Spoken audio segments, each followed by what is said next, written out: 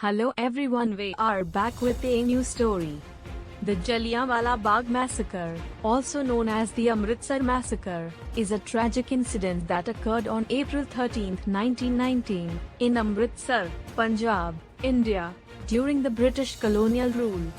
It was a turning point in the Indian independence movement and had a profound impact on the nation's history.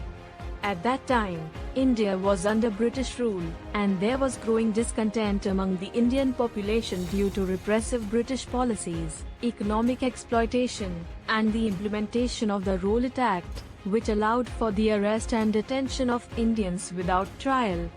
In response to these grievances, protests and demonstrations had been organized across the country. On April 13, 1919, thousands of people gathered at Jallianwala Bagh, a public garden in Amritsar, to protest against the Rowlatt Act and to demand freedom from British rule. The garden was surrounded by high walls and had only one narrow entrance. General Reginald Dyer, a British officer, received reports of the gathering and became concerned about the possibility of an uprising or a revolt. Without issuing any warning or attempting to disperse the crowd through non-violent means, General Dyer arrived at Jallianwala Bagh with a contingent of British soldiers and ordered them to open fire on the unarmed crowd.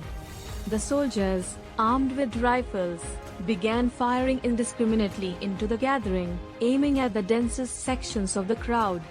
The firing continued for about 10 minutes until the soldiers ran out of ammunition. The panic-stricken crowd tried to flee by climbing over the walls or jumping into a well located within the garden. The bullets killed and injured hundreds of people, including men, women, and children.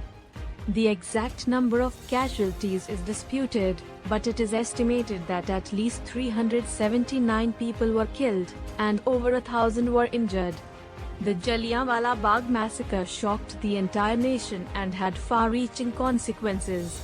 It ignited a wave of anger and resentment against the British rule and further intensified the demand for independence. The brutal act was widely condemned, not just in India but also in Britain and other parts of the world. General Dyer's actions were heavily criticized, both in India and in Britain. He was relieved of his duties but became a hero to some conservative elements in Britain. The event led to the formation of the Hunter Commission, which investigated the incident and condemned General Dyer's actions.